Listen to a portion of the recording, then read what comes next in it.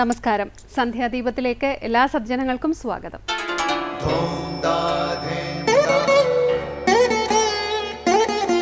ശുഭം ഭവതു കല്യാണമായുസാരോഗ്യവർദ്ധനം സർവദുഃഖ വിനാശായ സന്ധ്യാദീപം നമോസ്തുതേ.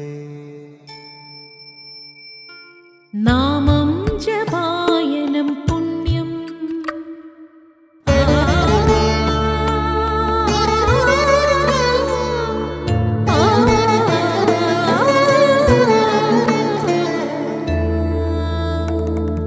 നാമം ജപായനം പുണ്യം നിരുപമദീപാങ്കുരം പോലെ സ്വരശ്രുതിലയവരമതുലം ദീവാങ്കണം മോക്ഷസംഗീതസാരം നീളും വഴിത്താരയിൽ ജീവതാരം മന്ത്രാലാപം മായാവിൻ നിൻ പ്രസാദം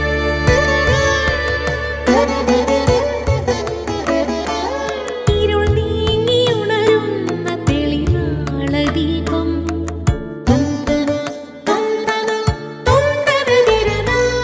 ഇരുൾ നീങ്ങിയുണരുന്ന തെളിനാളദീപം പ്രണവാമൃതം ചൊരിയുന്ന ദീപം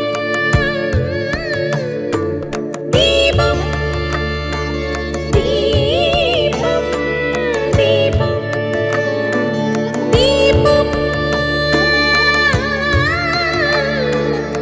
സന്ധ്യാദീപം. നാം ഏതൊന്നാണോ ചിന്തിക്കുന്നത് അല്ലെങ്കിൽ സ്മരണം ചെയ്യുന്നത് അതനുസരിച്ചായിരിക്കും നമ്മുടെ ഗതി. ഈ ലോകനീതി വളരെ വ്യക്തമായി പറയുന്നുണ്ട് ഭഗവത്ഗീത 8-ാം അധ്യായത്തിലെ 5ഉം 6ഉം ശ്ലോകങ്ങളെ. അന്ത്യകാലത്ത് ഈശ്വരസ്മരണ വരണമെങ്കിൽ അത് കാലേ കൂട്ടി പരിശീലിക്കണം. നിരന്തരമായ ഈശ്വരസ്മരണയാണ് ശരിയായ ഭക്തിയുടെ പ്രധാന ലക്ഷണം. ഈശ്വരനാമം ശ്രവിക്കുന്നതിലൂടെയും കീർത്തിക്കുന്നതിലൂടെയും ഈ ഭക്തിഭാവത്തിലേക്ക് എത്തിച്ചേരാം. ഈശ്വരസ്മരണം തികച്ചും വ്യക്തിയിൽ ആന്തരികമായി സംഭവിക്കുന്നതിനാൽ ഭക്തി ഉണ്ടാകണം. ശരിയായ ഭക്തി ഉണ്ടായാൽ സദാസമയവും നമ്മിൽ ഈശ്വരസ്മരണയും ഉണ്ടാകും. ഏത് കർമ്മത്തിലേർപ്പെടുമ്പോഴും ബാഹ്യ ഇന്ദ്രിയങ്ങൾ കൊണ്ട് ഏത് പ്രവൃത്തികൾ ചെയ്യുമ്പോഴും ഒരു തടസ്സവും ഇല്ലാതെ ചെയ്യാവുന്നതാണ് ഈശ്വരസ്മരണ. നാരദ മഹർഷി ഭക്തിയുടെ ലക്ഷണമായി കാണുന്നത് തന്നെ സദാ ഈശ്വരസ്മരണയെയാണ്. സദാ ഈശ്വരസ്മരണം ചെയ്യുന്നവരിൽ ഈശ്വരൻ പ്രകാശിക്കുന്നു. നിരന്തരമായ സ്മരണം നേടിയെടുക്കാൻ നാമജപം, രൂപധ്യാനം എന്നിവ തുടർച്ചയായി ഭക്തിപൂർവം നടത്തണം. തുടർന്ന് ശ്രീ കാവാലം ശ്രീകുമാർ ഭജഗോവിന്ദം ആലപിക്കുന്നത് കേൾക്കാം.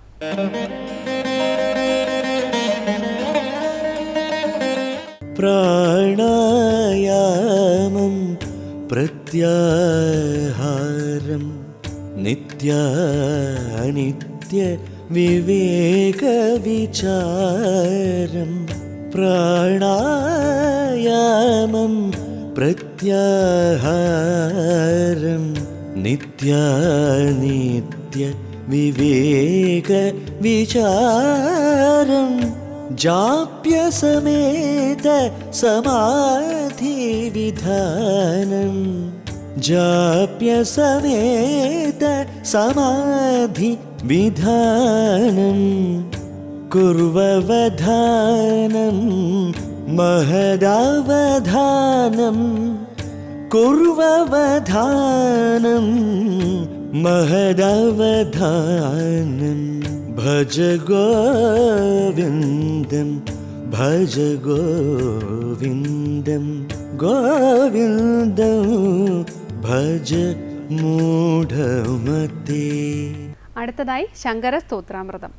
അനിയന്ത്രിതമായ വായുഗതിയെ നിയന്ത്രിച്ച് നിശ്ചിത മാത്ര ശ്വസിക്കുന്നതും നിശ്ചിത മാത്ര ഉള്ളിൽ നിർത്തുന്നതും നിശ്ചിത മാത്ര ഉച്ഛസിക്കുന്നതുമായ പ്രാണായാമ വിധി ഗുരുമുഖത്ത് നിന്നും നേരിട്ട് കേട്ടും കണ്ടും മനസ്സിലാക്കി അനുഷ്ഠിക്കേണ്ടതാണ്. അല്ലെങ്കിൽ ശാരീരികവും മാനസികവുമായ അപകടങ്ങൾക്ക് കാരണമാകും. മനോനിയന്ത്രണത്തിനുള്ള സഹായിയായ പ്രാണായാമത്തെക്കുറിച്ച് സ്വാമി ചിദാനന്ദപുരി ശങ്കര സ്തോത്രാമൃതത്തിൽ വിവരിക്കുന്നത് കേൾക്കാം.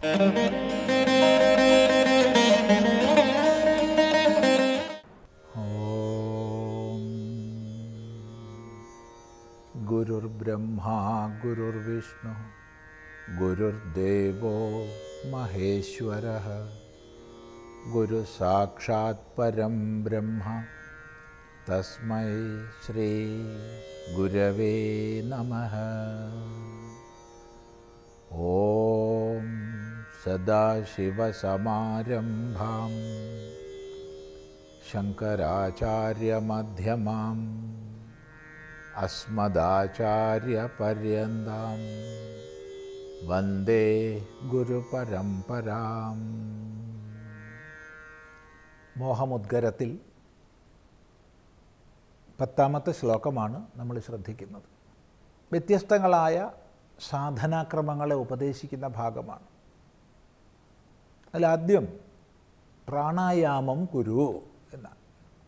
നീ പ്രാണായാമത്തെ ചെയ്യൂ എന്ന്. നമ്മൾ കഴിഞ്ഞ പ്രാവശ്യം ചിന്തിച്ചു, ആസനസിദ്ധിക്ക് ശേഷമാണ് പ്രാണായാമം. ആസനമോ ജീവിതത്തിൽ യമനിയമങ്ങളെ പാലിച്ചുകൊണ്ട് വേണം ആസനം ശീലിക്കാൻ. അങ്ങനെ ഏതെങ്കിലും ഒരു സുഖാസനം സൗഖ്യത്തോടെ സ്ഥൈര്യത്തോടെ ഇരിക്കാനാവുന്ന ഒരാസനം സിദ്ധമായ ശേഷം നമുക്ക് പ്രാണായാമം ചെയ്യാം. അതിൽ പ്രത്യേകം ശ്രദ്ധിക്കേണ്ടത് നമ്മുടെ നട്ടെല്ലും കഴുത്തും ശിരസ്സും ഒരു നേർരേഖയിൽ വരും വിധം ഇരുന്നാൽ ഉചിതമാണ്. ഇനി അഭ്യാസം ചെയ്ത ശേഷം പിന്നീട് ശാരീരിക സ്ഥിതിക്ക് അനുസരിച്ച് എങ്ങനെ വേണമെങ്കിലും പ്രാണായാമം ചെയ്യാം. എങ്കിലും അഭ്യാസം ശീലിക്കുമ്പോൾ ഇതൊക്കെ സാധകനെ സംബന്ധിച്ച് പ്രധാനങ്ങളാണ്. അങ്ങനെ ആസനസിദ്ധി കൈവന്ന ശേഷം ശ്വാസപ്രശ്വാസങ്ങളുടെ ഗതിയെ വിച്ഛേദിക്കുക, ക്രമീകരിക്കുക. അതാണ് പ്രാണായാമം. ഭഗവാൻ പതഞ്ജലി മഹർഷി തസ്മിൻ സതി ശ്വാസപ്രശ്വാസയോ ഗതിവിച്ഛേദ പ്രാണായാമ എന്ന് നിർവചിക്കും. അത് നേരെയായാൽ എന്ന് പറഞ്ഞാൽ ആസനം നേരെയായാൽ, ആസനം സിദ്ധമായാൽ അനായാസേന സുഖമായി സ്ഥിരമായി ഇരിക്കാനാവുന്നൊരവസ്ഥ വന്നാൽ ശ്വാസപ്രശ്വാസയോ ഗതിവിച്ഛേദ, ശ്വാസപ്രശ്വാസങ്ങളുടെ അകത്തോട്ടും പുറത്തോട്ടുമുള്ള പ്രാണൻ്റെ ഗതിയുടെ വിച്ഛേദം ചെയ്യുക, ക്രമികമായി ശാസ്ത്രീയമായി ഛേദിക്കുക എന്ന് പറയുമ്പോൾ നിശ്ചിത മാത്ര പ്രാണനെ പുറത്തേക്ക് വിട്ട് നിശ്ചിത മാത്ര അകത്തേക്ക് എടുത്ത് നിശ്ചിത മാത്ര അകത്ത് വെച്ച് പിന്നെ നിശ്ചിത മാത്ര ഒഴിവാക്കുന്ന ക്രമത്തിൽ ഇത് അനുഷ്ഠിക്കുന്ന അറിവുള്ള ഗുരുവിൽ നിന്ന് ശീലിക്കേണ്ടതായതുകൊണ്ട് ഏതാണ് ഈ നിശ്ചിത മാത്ര എന്നുള്ളത് ഇവിടെ പറയുന്നില്ല. ഇത് പറഞ്ഞു കേട്ടിട്ട് ആരെങ്കിലുമൊക്കെ ചെയ്തിട്ട് മറ്റുപദ്രവങ്ങൾ ഉണ്ടാവരുതല്ലോ. അതുകൊണ്ട് ഏതെങ്കിലും ഒരു ഗുരുനാഥനരികെ പോയി, യോഗചര്യയിൽ നമ്മളെ നയിക്കാൻ കഴിയുന്ന ഒരു ഗുരുനാഥനരികെ പോയി പ്രാണായാമം ശീലിക്കേണ്ടതാണെന്ന് മാത്രം പറയട്ടെ. ഇന്ന് പലപ്പോഴും തീർത്തും സമ്പ്രദായ വിരുദ്ധമായി തോന്നിയോണം ഇതൊക്കെ ചെയ്യുക, തോന്നിയോണം ഇതൊക്കെ പരിശീലിപ്പിക്കുക, അതൊക്കെ കാണുന്നുണ്ട്. അത് അപകടകരമാണ്. ജീവിതത്തിൽ യമനിയമങ്ങളെ പാലിക്കാതെ ആസനസിദ്ധി കൈവരാതെ തുടക്കത്തിൽ തന്നെ പ്രാണായാമത്തിൻ്റെ സൂക്ഷ്മഭാവങ്ങളെ അങ്ങോട്ട് പഠിപ്പിക്കുക. എളുപ്പവഴി തേടി പോകുന്ന സമൂഹമാകട്ടെ കുറുക്കു വഴി തേടി പലപ്പോഴും ഇങ്ങനെ പഠിപ്പിക്കുന്നവരുടെ കയ്യിൽ അകപ്പെടുകയും ചെയ്യും. ചെന്ന ഉടനെ തന്നെ മൂക്ക് പിടിപ്പിക്കുകയായി, വലിക്കകത്തേക്ക് പുറത്തേക്ക് വിടുക എന്ന മട്ടിൽ. ഒരു സംശയമില്ലാതെ പറയാം, ദുർഭിഷജ്യങ്ങളായ, അതായത് ചികിത്സിക്കാൻ വിഷമമുള്ള തരം രോഗങ്ങളായിരിക്കും അതിൻ്റെ ഫലം. സാധനകൾ ക്രമമായി ശീലിക്കേണ്ടതാണ്. അക്രമമായിട്ട് വയ്യ, വിക്രമമായിട്ട് ഒട്ടും വയ്യ, ക്രമമായിട്ടായിരിക്കണം. ക്രമമായി ശീലിച്ചാൽ അങ്ങേയറ്റം ഫലത്തെ ചെയ്യുന്നതാണ്. അതുകൊണ്ട് ആസനസിദ്ധി കൈവന്ന ശേഷം ഒരു ഗുരുനാഥനരികെ നിന്ന് എങ്ങനെയാണ് ചെയ്യേണ്ടത് എന്ന് മനസ്സിലാക്കിയിട്ട് വേണം പ്രാണായാമം ശീലിക്കാൻ. അത് ലളിതമായിട്ട് കേവലം ശ്വാസത്തിൻ്റെ അകത്തോട്ടും പുറത്തോട്ടുമുള്ള ഗതിയെ ക്രമീകരിക്കലാവാം. അതിലൊട്ടും സങ്കീർണതയില്ല. അതിന് പ്രത്യേകിച്ചൊരു ഗുരുപദേശം വേണമെന്നുമില്ല. എന്നാൽ കുംഭകത്തോടു കൂടി ചെയ്യുന്ന രേചക, കുംഭക, പൂരക, രേചക, പൂരക, കുംഭകങ്ങൾ. രേചകം പുറത്തേക്ക് വിടുന്നു, പൂരകം അകത്തേക്ക് എടുക്കുന്നു, കുംഭകം അകത്ത് തടഞ്ഞു വയ്ക്കുന്നു, പിന്നെ വീണ്ടും രേചകം ചെയ്യുന്നു. ഇങ്ങനെ ശാസ്ത്രീയമായി ചെയ്യുന്ന പ്രാണായാമം. അതിന് മാത്രകളുണ്ട്. ആ മാത്രകൾ ഗുരുമുഖേന ശീലിക്കേണ്ടതാണ്. കാരണം ഓരോ വ്യക്തിക്കും അത് വിഭിന്നമായി സ്വീകരിക്കേണ്ടി വരും. ഓരോ വ്യക്തിയുടെയും ഘടനയനുസരിച്ച് പ്രാണായാമത്തിൽ വ്യത്യാസം ഏർപ്പെടുത്തേണ്ടി വരും. അത് തദ്വിഷയത്തിൽ അറിവുള്ള ഗുരുനാഥൻ നിശ്ചയിക്കേണ്ടതാണ്. എന്നാൽ ഒന്ന് പറയട്ടെ, പ്രാണനും മനസ്സും ഒരേ സൂക്ഷ്മ ശരീരത്തിലെ സാത്വികവും രാജസികവുമായ ഭാവങ്ങളാണ്. ഒരേ സൂക്ഷ്മ ശരീരത്തിലെ രണ്ട് ഭാവങ്ങൾ ഒരു വൃക്ഷത്തിലെ രണ്ട് കൊമ്പുകളെ പോലെയാണ്. ശാഖയോർദ്വയീ ശക്തിമൂലക എന്ന് രമണ മഹർഷി സുലളിതമായി പറഞ്ഞു തരും. ഒരു കൊമ്പിനെ കുലുക്കുന്ന പക്ഷം മറ്റേ കൊമ്പിലും സ്പന്ദനം അനുഭവപ്പെടും. എന്ന പോലെ പ്രാണനെ നിയമിക്കുന്നതിലൂടെ മനസ്സിനെ നിയമിക്കാൻ പറ്റും. മനസ്സ് നിയന്ത്രിതമാകുമ്പോഴോ സ്വാഭാവികമായി പ്രാണനും നിയന്ത്രിതമായിരിക്കും. നമ്മുടെ മനസ്സിൽ എന്തെങ്കിലും വികാര വിക്ഷോഭങ്ങൾ വരുമ്പോൾ ഉടനെ പ്രാണൻ്റെ ഗതി വികൃതമാകും, നമുക്കറിയുന്നതാണ്. അപ്പോൾ തിരിച്ചു പറഞ്ഞാൽ പ്രാണൻ്റെ ഗതിയെ ക്രമീകരിക്കുന്നതിലൂടെ മനസ്സിൻ്റെ ക്രമീകരണം എളുപ്പമാണ്. ഇങ്ങനെ മനോനിയന്ത്രണത്തിനുള്ള, ശുദ്ധീകരണത്തിനുള്ള, ഏകാഗ്രത സമ്പാദനത്തിനുള്ള വളരെ സുലഭമായ സാധനാക്രമമാണ് പ്രാണായാമം. ഇപ്പോൾ ഇവിടെ ആദ്യം തന്നെ പ്രാണായാമം കുരു എന്നാണ് പറയുന്നത്. നീ പ്രാണായാമം ചെയ്യൂ. ഇത് മാത്രമാണോ? അല്ല, തുടർന്ന് മറ്റ് സാധനാവിശേഷങ്ങൾ കൂടി ഉപദേശിക്കുന്നു. അപ്പോൾ നമുക്ക് ക്രമമായി അടുത്ത പ്രാവശ്യം ശ്രദ്ധിക്കാം.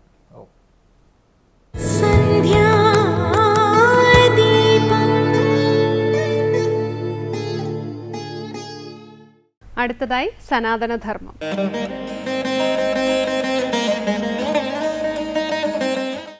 ഓം നമഃ ശിവായ. ഈ അടുത്ത കാലത്ത് പലരും സോഷ്യൽ മീഡിയയിലൊക്കെ ലേന എന്ന് പറയുന്ന ഒരു നടിയുടെ ആയിട്ടുള്ള ഇൻ്റർവ്യൂ മറ്റും കേട്ടിട്ടുണ്ടാവില്ല, കണ്ടിട്ടുണ്ടാവും. അവരുടെ ഒരു പുസ്തകം അത് ഇംഗ്ലീഷിൽ പുറത്തിറങ്ങി കഴിഞ്ഞു, മലയാളത്തിലോട്ടനെ ഇറങ്ങുന്നെന്ന് കേൾക്കുന്നു, ചിലപ്പോൾ ഇറങ്ങി കാണും ഇത് പറയുന്ന സമയത്ത്. അതിൻ്റെ പേര് ദൈവത്തിൻ്റെ ആത്മകഥ എന്നാണ്. അപ്പോൾ തീർച്ചയായിട്ടും അങ്ങനെ ഒരു പേര് കാണുമ്പോൾ നമുക്കവിടെ കൗതുകം തോന്നും.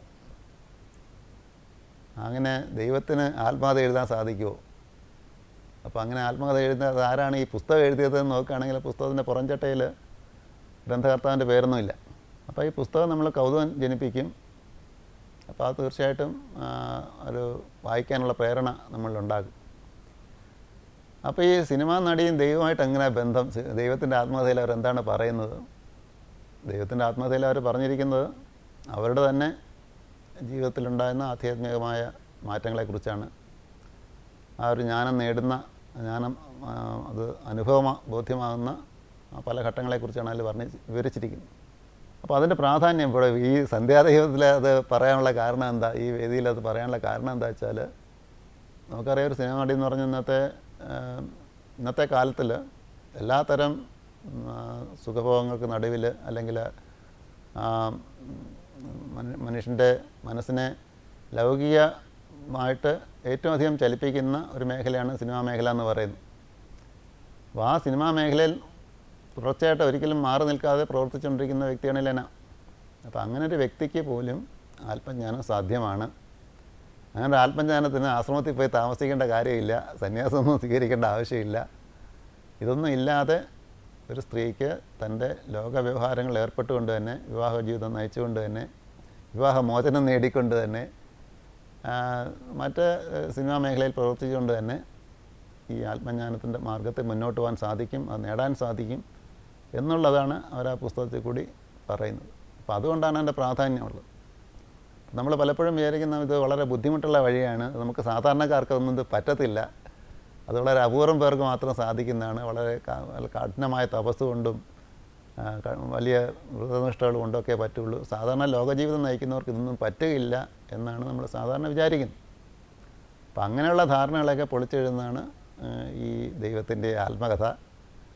അപ്പോൾ അതിനകത്ത് വളരെ മാർഗം നമ്മൾ വിചാരിക്കുന്ന കഠിനമല്ല എന്ന് പറയുമ്പോൾ അപ്പോൾ എങ്ങനെയാണ് എല്ലാവർക്കും കിട്ടേണ്ടതെന്ന് ചോദിക്കും. ഇത് കഠിനമല്ല എന്നുണ്ടെങ്കിൽ എല്ലാവർക്കും ഇത് കിട്ടേണ്ടതല്ലേ.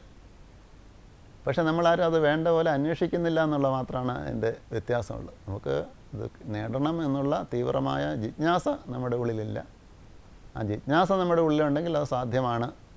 കാരണം ശങ്കരാചാര്യർ ബ്രഹ്മസൂത്രത്തിലും മറ്റും പറയുന്നത് ഇത്ര മാത്രമേ ഉള്ളൂ. അതായത് ഈ ആത്മജ്ഞാനത്തിലേക്ക് വഴി 3 ചുവടേ വയ്ക്കാനുള്ളൂ. ആത്മജ്ഞാനത്തിലേക്ക് ശ്രവണം, മനനം, നിധിധ്യാസനം 3 ചുവടാണ് അതിൽ പറഞ്ഞിരിക്കുന്നത്. ശ്രവണം എന്ന് പറഞ്ഞാൽ കേൾക്കുക, ഇങ്ങനെ സംഭവമുണ്ട്.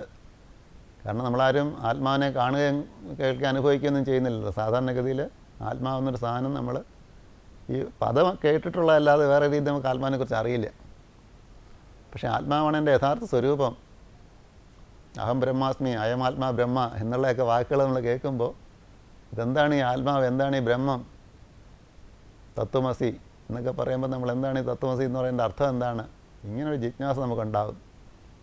അപ്പോൾ ഇതാദ്യം ആരിൽ നിന്ന് കേൾക്കണം, ഇങ്ങനൊരു സംഭവമുണ്ട്. നമുക്ക് സാധാരണത്തിൽ അനുഭവിക്കാൻ പറ്റാത്ത ഇന്ദ്രിയങ്ങൾക്കൊക്കെ അപ്പുറമായിട്ടുള്ള, മനസ്സിനൊക്കെ അപ്പുറമായിട്ടുള്ള, ബുദ്ധിക്ക് അപ്പുറമായിട്ടുള്ള ഒരു തത്വമുണ്ട്. ആ തത്വം നമ്മുടെ യഥാർത്ഥ സ്വരൂപമാണ്, അത് നമ്മുടെ തന്നെ സ്വന്തമാണ്, നമ്മളിന്ന് വേറിട്ടൊന്നല്ല എന്നാദ്യം കേൾക്കുക. അത് കേട്ടാൽ തീർച്ചയായിട്ടും മനസ്സിലാവില്ല. കാരണം നമുക്കിത് അനുഭവിക്കാൻ പറ്റാത്ത സാധനം നമുക്കത് കേട്ടുകൊണ്ടെന്താ പ്രയോജനം. പക്ഷേ കേൾക്കുമ്പോൾ നമ്മളെക്കുറിച്ച് ചിന്തിക്കും, മനനം ചെയ്യും, അതിനെക്കുറിച്ച് വീണ്ടും വീണ്ടും ചിന്തിക്കും. ആ മനനം ചെയ്യുന്നതിൽ കൂടി നമുക്ക് ആ സംശയങ്ങൾ ക്രമേണ മാറിക്കിട്ടും. ആ മനനം ചെയ്ത് കിട്ടുന്ന അറിവ്, ആ ബോധം, അതിനെ പ്രായോഗികത്തിൽ പരീക്ഷിച്ച് നോക്കുക. ജീവിതത്തിലെ ഓരോ സന്ദർഭങ്ങളിൽ അത് പരീക്ഷിച്ച് നോക്കുക. അത് ശരിയാണെന്ന് ബോധ്യപ്പെടുക. അതിനാണ് നിധിധ്യാസം എന്ന് പറയുന്നത്. ജീവിത സന്ദർഭങ്ങളിൽ നമുക്ക് ഓരോ നിമിഷവും ഓരോ പ്രവൃത്തിയിലും അതിനെ ഫലപ്രദമായിട്ട് വിനിയോഗിക്കാൻ സാധിക്കുമ്പോൾ, ആ ബോധത്തിൽ നിന്നുകൊണ്ട് നമുക്ക് ജീവിക്കാൻ സാധിക്കുമ്പോഴേ അത് ആ പൂർണ്ണത നേടാൻ സാധിക്കുള്ളൂ. അതും അല്ലെങ്കിൽ പഠിച്ച് പറയുന്ന പോലെ തത്തമ്മ പറയുന്ന തത്തമ്മയെ പൂച്ച പൂച്ച എന്ന് തത്തമ്മയും പറയും, നമ്മളും പറയും. അത് പറയുന്ന പോലെ ആവുള്ളൂ. ഒരു ടേപ്പ് റെക്കോർഡർ പോലെ പഠിച്ചത് ആവർത്തിക്കുക മാത്രമാണ് നമ്മൾ പലരും ചെയ്യുന്നത്. അത് അനുഭവത്തിൽ വരണമെങ്കിൽ, നമുക്ക് ജീവിതത്തിൽ ആ തലത്തിൽ നിന്നുകൊണ്ട് ജീവിക്കാൻ സാധിക്കണമെങ്കിൽ, നമ്മുടെ ജീവിത വീക്ഷണം തന്നെ പൂർണ്ണമായിട്ടും മാറി വരണമെങ്കിൽ, ആത്മതലത്തിൽ നിന്നുകൊണ്ട് ലോകത്തെ കാണാനും ലോകമായിട്ട് ഇടപെടാനും നമുക്ക് സാധിക്കണമെങ്കിൽ നിധിധ്യാസനം കൂടി നമുക്ക് ആവശ്യമാണ്. അപ്പോൾ ഈ 3 ഘടകങ്ങൾ മാത്രമാണ് ഈ ഗ്രന്ഥത്തിൽ കൂടി അവർ പറയുന്നത്. പക്ഷേ അതൊന്നും ആധുനിക ലോകത്തിന് മനസ്സിലാക്കാൻ സാധിക്കത്തക്കവണ്ണം ഞാൻ ആരാണ്, ഞാൻ എന്താണ്, ഞാൻ എവിടെയാണ്, ആ രീതിയിൽ ഒരു ആത്മാന്വേഷണത്തിൽ കൂടെ അവരെങ്ങനെയാണ് എത്തിച്ചേർന്നത്, എത്രയെല്ലാം വീഴ്ചകൾ സംഭവിച്ചാലും എന്തെല്ലാം കുറവുകളൊരു വ്യക്തിക്കുണ്ടെങ്കിലും ഇതൊന്നും ആത്മജ്ഞാനത്തിന് തടസ്സമല്ല. കാരണം ഇത് നമ്മുടെ യഥാർത്ഥ സ്വരൂപം മാത്രമാണ്. നമ്മൾ എന്ത് വേഷം നാടകത്തിൽ കെട്ടുന്നു അല്ലെങ്കിൽ സിനിമയെ അഭിനയിക്കുന്നു എന്നുള്ളത് നമ്മുടെ യഥാർത്ഥ വ്യക്തിത്വത്തെ ബാധിക്കുന്ന വിഷയമേ അല്ല. എന്ത് വേഷം കെട്ടിയാലും അഴിച്ചു വെച്ച് കഴിഞ്ഞാൽ നമ്മൾ പഴയ വ്യക്തി തന്നെയാണ്. അപ്പം അതേപോലെ ഈ ലോകത്തിൽ നമ്മൾ എന്ത് വേഷം കെട്ടുന്നു, എന്ത് ഭാഗമാണ് നമ്മൾ അഭിനയിക്കുന്നത്, സ്ത്രീയായിട്ടോ പുരുഷനായിട്ടോ രാജാവായിട്ടോ യാചകനായിട്ടോ രോഗിയായിട്ടോ ഡോക്ടറായിട്ടോ എന്ത് അഭിനയിച്ചാലും നമ്മുടെ യഥാർത്ഥ സ്വരൂപം, നമ്മുടെ എല്ലാവരുടെയും യഥാർത്ഥ സ്വരൂപം ഒരേ ഒരു ജീവചൈതന്യമാണ്, ആത്മചൈതന്യമാണ്. ആ ബോധം എല്ലാവർക്കും ഉണർത്തിയെടുക്കാൻ സാധിക്കും. അങ്ങനെ സാധിക്കും എന്നുള്ളതിന് നമുക്കിന്ന് ആധുനിക കാലഘട്ടത്തിൽ തന്നെ നമ്മോടൊപ്പം ജീവിക്കുന്നൊരു വ്യക്തി തന്നെ സാക്ഷ്യപ്പെടുത്തുമ്പോൾ അതിന് വളരെ ഒരു പ്രസക്തി നമുക്കിടയിലുണ്ട്. അത് നമ്മുടെ ആചാര്യന്മാർ പറഞ്ഞ അതേ കാര്യം തന്നെയാണ്. പക്ഷേ പഴയ വിഞ്ഞ് പുതിയ കുപ്പിയിലെന്ന് പറഞ്ഞ പോലെ ഇന്നത്തെ സമൂഹത്തിന് മനസ്സിലാകുന്ന രീതിയിൽ, അവർക്ക് ഉൾക്കൊള്ളാൻ സാധിക്കുന്ന രീതിയിൽ അവരത് ആവിഷ്കരിച്ചിട്ടുണ്ട്. അപ്പോൾ ഇതൊക്കെ നമ്മൾ മനസ്സിലാക്കണം. അത് ആത്മീയത എന്ന് പറയുന്നത് ഒരു കൂട്ടർക്ക് മാത്രം ഉള്ളൊരു കാര്യമല്ല, എല്ലാവർക്കും, ആബാലവൃദ്ധം ജനങ്ങൾക്കും എപ്പോഴും ഏത് നിമിഷവും നേടിയെടുക്കാൻ സാധിക്കുന്നതും സംഭവിക്കാൻ സാധിക്കുന്നതുമാണ്. അതിന് വേണ്ട ജിജ്ഞാസയുണ്ടെങ്കിൽ അതിന് എല്ലാവർക്കും ഉണ്ടാകട്ടെ എന്ന് പ്രാർത്ഥിക്കുന്നു.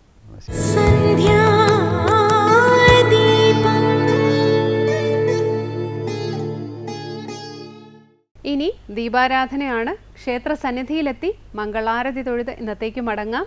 എല്ലാവർക്കും നമസ്കാരം.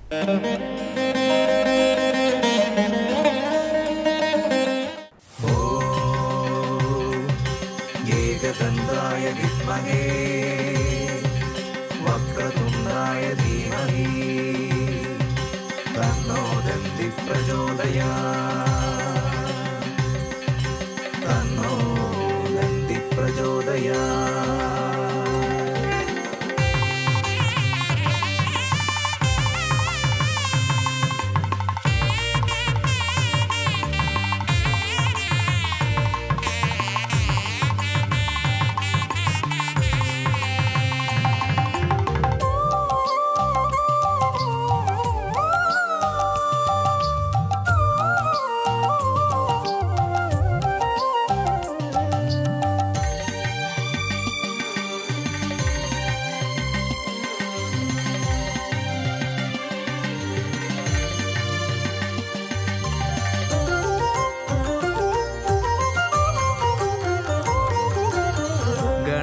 ഗണപതി ഭഗവാന് നാളികേരമുടച്ചു ഞാൻ വിഘ്നങ്ങളെല്ലാം തീർത്തിടുവാൻ. ഗണപതി ഭഗവാന് നാളികേരമുടച്ചു ഞാൻ വിഘ്നങ്ങളെല്ലാം തീർത്തിടുവാൻ. എള്ള് നിവേദിച്ചു മോദകം നേദിച്ചു, എള്ള് നിവേദിച്ചു മോദകം നേദിച്ചു. പുഷ്പങ്ങളെല്ലാം അർപ്പിക്കുന്നേൻ, പ്രിയ പുഷ്പങ്ങളെല്ലാം അർപ്പിക്കുന്നേൻ. ഗണപതി ഭഗവാന് നാളികേരമുടച്ചു ഞാൻ വിഘ്നങ്ങളെല്ലാം തീർത്തിടുവാൻ.